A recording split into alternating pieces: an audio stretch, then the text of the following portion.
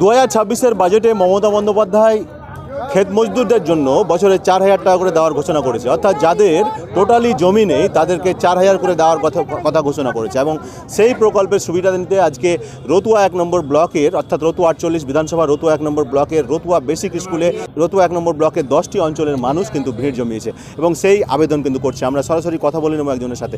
দাদা, আপনি কি করতে এসেছেন? আমি ভূমিকি আছি, জমি কাগজ জমা দিতে এসেছি। কাগজ জমা দিতে এসেছেন? কিসের কাগজ জমা দিতে এসেছেন? কিসের 4,000 করে পাওয়ার জন্য? হ্যাঁ, 4,000। টোটাল জমি নেই আপনার? না, টোটাল জমি না। আপনার নাম কি? এমডি মিঠু। কোন অঞ্চল থেকে?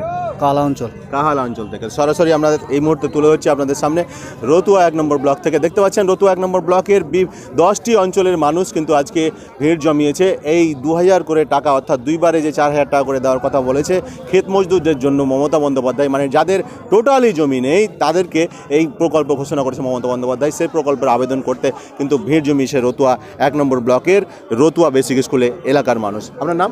হাবিব। এখন পর্যন্ত দরখাস্ত জমা করতে পেরেছেন? না, এখন ঠিকঠাকভাবে করেছেন? হ্যাঁ। কোন অঞ্চল থেকে আপনি?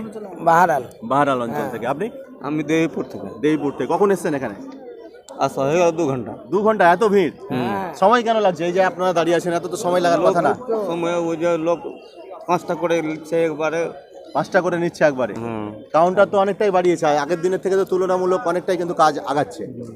তো সরাসরি আমরা এই মুহূর্তে রয়েছি রতুয়া বেসিক স্কুলে এবং সরাসরি ফেসবুক লাইভের মাধ্যমে আপনাদের সামনে তুলে ধরার চেষ্টা করছি।